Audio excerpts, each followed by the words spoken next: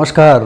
आइए देखते हैं कि तुला राशि, हालांकि सबसे बेहतरीन राशि मानी जाती है तुला राशि, और शनि यदि इनका अच्छा हो गया, शुक्र और शनि दो ग्रह यदि कुंडली में अच्छे हो गए तो ज़बरदस्त राजयोग क्रिएट करते हैं और वो सारे सुख सुविधा दिलवा देते हैं जो कि इस कलयुग में ज़रूरत है जीने के लिए, फेम पाने के लिए, नेम पाने के लिए। तो उसी तुला राशि के लिए कैसा गुजरेगा आने वाला जून महीना, उस पर आधारित वीडियो है। चूँकि कर्म करने के अवसर मिल रहे हैं अब, तो कर्म करेंगे तभी भाग्य भी सपोर्ट करेगा। सारे लोग बताते रहे कि आपकी कुंडली में ये राजयोग है और ये गोचर हो रहा है, ये मिलेंगे। कर्म ही जब नहीं है तो फिर भाग्य भी सपोर्ट नहीं करता है या वो अवसर नहीं दे पाता है। यानी उस अवसर को आप कहते हैं कि उसको ग्रैप्स कर लेना, पकड़ लेना, वो चीज़ आप नहीं कर पाते हैं जब तक कर्म ना करें आप।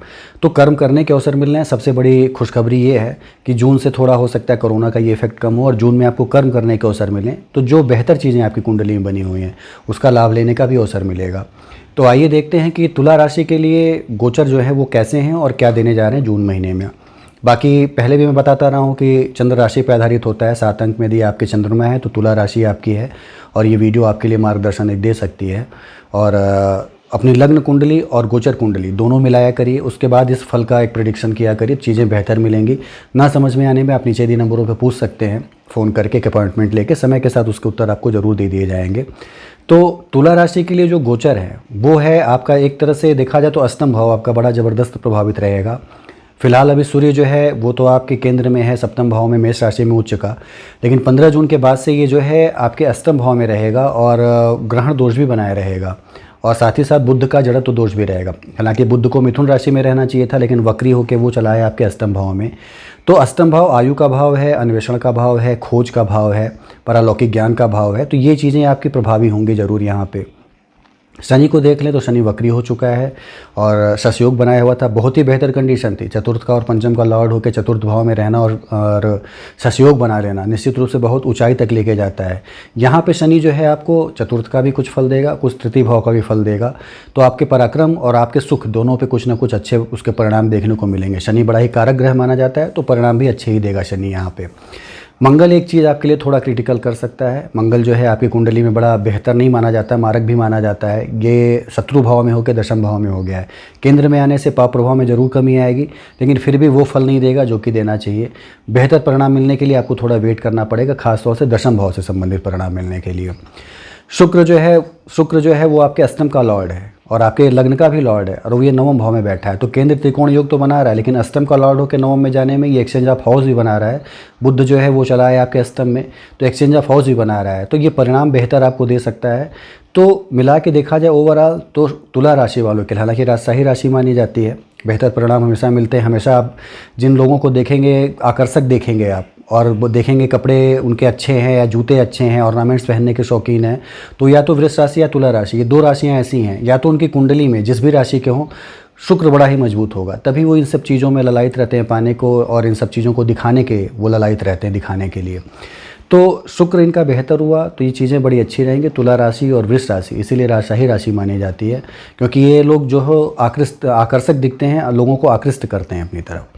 तो इतनी चीज़ें थी। अब आइए यदि हम सेगमेंट में समझने का प्रयास करें कि तुला राशि के लिए होने क्या जा रहा है, उनका धन दौलत कैसा मिलेगा, उनका व्यापार कैसा रहेगा, उनकी नौकरी यदि करते हैं तो कैसी रहेगी नौकरी उनकी। तो धन दौलत के लिए जैसा कि ज्योतिष जो भी जानते हैं उनके लिए पता है कि सेकंड हाउस और लाभ भाव ये मजबूत होना चाहिए आपका। तो लाभ भाव का लॉर्ड जो है वो आपके अष्टम में रहेगा। 15 जून तक बहुत ही मजबूत है, आपके सप्तम में है, और उसके बाद से थोड़ा वो अष्टम में आने में ग्रहण दोष बनाएगा तो थोड़ा कमज़ोर होगा। 15 जून तक बेहतर अवसर है आपके पास लाभ कमाने के। मंगल जो है आपका सेकंड का लॉर्ड है जो कि अचल संपत्ति का है, ये भी आपके केंद्र में आ गया है। हालांकि शत्रु क्षेत्रीय है, लेकिन जब भी चंद्रमा के साथ रहेगा थोड़ी मेंटल प्रॉब्लम तो देगा, मानसिक रूप से आपको परेशान जरूर रखेगा, लेकिन अचल संपत्तियों में बढ़ोतरी का कारक होगा चंद्र मंगल का ये योग। तो आपका धन बढ़ना और अचल संपत्ति में बढ़ोतरी होना ये तो तय है, एक तरह से कह सकते हैं तुला राशि वालों के लिए। खासतौर से 15 जून के पहले बेहतर परिणाम मिलने की संभावना है, और कोई इन्वेस्टमेंट करते हैं यदि आप तो उसमें आपको आशातीत सफलता मिलने की भी संभावना है। तो धन में वृद्धि कारक योग है यहाँ पे। नौकरी पेशा वालों के लिए कह लें तो उनका दशम भाव, उनका पंचम भाव और लग्न ये मजबूत होना चाहिए। तो लग्न का क्या कहना है, लग्न तो आपका देखा जाए तो केंद्र त्रिकोण योग बना के नवम भाव में बैठा ही है, बुध की राशि में, तो बहुत ही बेहतर परिणाम है। बुध के साथ एक्सचेंज ऑफ हाउस से बहुत बेहतर परिणाम है। यदि हम चंद्रमा की बात करें तो ये लगातार चेंज होता रहता है, तो जब भी ये बृहस्पति के साथ होगा, मंगल के साथ होगा, बुध के साथ होगा तो बड़े बेहतर परिणाम देगा। नौकरी में आपको ऊंचाई भी आपको देगा। लेकिन जब भी ये 3, 6, 8 या 12 भाव में हुआ और कहीं ना कहीं से शनि से रिलेटेड हुआ तो मानसिक रूप से व्यथित रखेगा और आपको वो सफलता नहीं दे पाएगा नौकरी में जो कि मिलनी चाहिए आपको। खास तौर से मंगल जब आपका दशम भाव में शत्रु क्षेत्रीय हो गया तो सरकारी सहयोग मिलने की संभावनाएं थोड़ी कम हो जाती हैं। 15 जून के बाद से तो और भी कम हो जाएंगी, क्योंकि फिलहाल मेष राशि में सूर्य उच्च का जब तक है तब तक आपको सरकारी और प्रशासनिक सहायताएँ मिलती रहेंगी। नौकरी में आप तरक्की भी कर सकते हैं। लेकिन यदि आप 15 जून के बाद एफर्ट लगाते हैं तो थोड़ी आपको परेशानी हो सकती है, मध्यम फल मिल सकते हैं।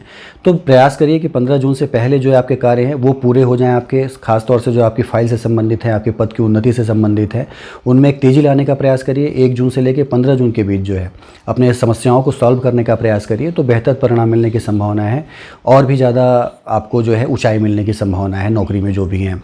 व्यापार के लिए कह लें तो व्यापार के लिए आपका सप्तम भाव मजबूत होना ज़रूरी है। सप्तम भाव आपका फिर वही चीज़ है कि 15 जून तक तो अच्छा है, उसके बाद जो है वो अष्टम में जब जाएगा तो थोड़ी कमी आ जाएगी उसमें। तो बेहतर परिणाम पाना है तो चाहे व्यापार हो, चाहे नौकरी हो, चाहे आपकी धन संपत्ति से संबंधित कोई इन्वेस्टमेंट हो, कोई कागज़ साइन करना हो, 15 जून के पहले का समय बहुत ही बेहतर है। उसके बाद जो है उसमें थोड़ी मध्यम गति दिखेगी, थोड़ा आप में तनाव दिखेगा, थोड़ा आपका निर्णय लेने में थोड़ी आपको दुविधा दिखेगी। ये सारी चीज़ें नज़र आएंगी 15 जून के बाद से। और मंगल जो है वो 2 जून से लेकर 20 जुलाई तक आपके दशम भाव में शत्रु राशि में रहेगा तो पूरे परिणाम नहीं दे पाएगा वो। हालांकि बहुत ज़्यादा अच्छा भी नहीं माना जाता है मंगल, लेकिन यहाँ दशम भाव में है तो पाप प्रभाव में कमी लाके कुछ अपने अच्छे परिणाम दे सकता है, पूरे परिणाम नहीं दे पाएगा। साथ ही शनि की आप देखेंगे दृष्टि जो है 7वीं वो भी उसी पे है, तो बहुत बेहतर परिणाम जो है नहीं मिलेंगे। सूर्य जब तक उच्च का है अपने पूरे प्रयास को लगाइए, निश्चित रूप से कुछ न कुछ अच्छी सफलता मिलने की संभावना है। तो ये था आपका नौकरी, व्यापार और आपके धन और दौलत की बात। यदि हम बात कर लें आपके हेल्थ की और आपके ट्रैवल की तो हेल्थ आपका प्रभावित होने जा रहा है। निश्चित रूप से आपको पूरा प्रयास करना चाहिए स्वस्थ रहने का, सुबह उठते ही वर्कआउट करना और जितनी भी चीज़ें आपको आपके शरीर को स्वस्थ रख सके वो सारी चीज़ को सुबह उठ के फॉलो करना बहुत ही ज़रूरी होगा आपके लिए।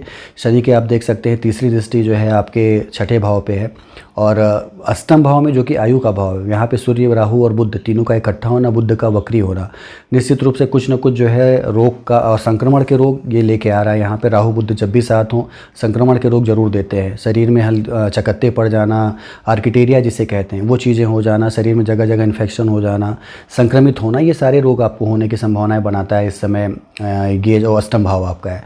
तो संभल के रहें, सजग रहें, वर्कआउट ज़रूर करें, अपने रूटीन को ज़रूर फॉलो करें और बाहर निकलें तो जैसा कि अभी देख सकते हैं कि आपके लिए संक्रमण के खतरे ज़्यादा हैं तो मास्क ज़रूर लगाएं और बच के रहें इन सब चीज़ों से। लाइटली लेने का प्रयास न करें कि अब चीज़ें कम हो रही हैं तो मेरे साथ कोई समस्या नहीं है, आप अभी भी बचें क्योंकि आपका ये गोचर जो है ये बेहतर कंडीशन में फ़िलहाल अभी नहीं है यहाँ पे। तो आपका हेल्थ जो है वो थोड़ा प्रभावित है। ट्रैवल की बात कर ले तो ट्रैवल के लिए बहुत विशेष संभावनाएं बनती हैं आपकी, लेकिन फिर भी बहुत ज़्यादा सुखकारी यात्रा नहीं बनती है। आपका देखा जाए तो आपके 12th का लॉर्ड भी अष्टम में है और शनि जो है वो खुद की राशि में है वक्री होके, तो आपको यात्राएं तो करा सकता है लेकिन बहुत फ्रूटफुल नहीं करा सकता। घूमने फिरने के उद्देश्य से जाते हैं यदि आप, शुक्र आपका चूँकि अच्छा है तो घूमने फिरने, खाने पीने या रिक्रिएशन के उद्देश्य से जाते हैं तो सही है। लेकिन आप कोई फ्रूटफुल यात्रा करना चाहते हैं और किसी कार्यवश यात्रा करना चाहते हैं तो बिना सजगता की यात्रा न करें क्योंकि उसमें बहुत ज़्यादा अच्छी सफलता मिलने की संभावनाएं जो हैं वो कम हो जाती हैं। स्थानांतरण का योग दिखता है लेकिन उसमें जो है कष्ट होने की संभावनाएं बढ़ती हैं, तो जितना ज़रूरी न हो तो यात्राओं को टालें, हेल्थ को सही रखें तो बेहतर कंडीशन बनने की संभावना है। आप स्वस्थ रहेंगे, सजग रहेंगे और खुश भी रहेंगे कह सकते हैं, क्योंकि कष्ट न रहने से थोड़ा बहुत आदमी प्रसन्न रहता है तो ये चीज़ें बनेंगी आपके लिए, आप प्रसन्न भी रहेंगे। परिवार और दाम्पत्य जीवन की बात कह लें तो परिवार और दाम्पत्य जीवन आपका सही है, कोई दिक्कत उसमें नहीं है। केतु आपका जो है संपूर्ण पारिवारिक जीवन में है और उसका लॉर्ड जब दशम भाव में है तो संपूर्ण पारिवारिक जीवन सही रहेगा। माता पिता से कह लें, चाचा चाची से कह लें, भाई बहनों से कह लें, संबंध आपके बेहतर रहने की संभावना है।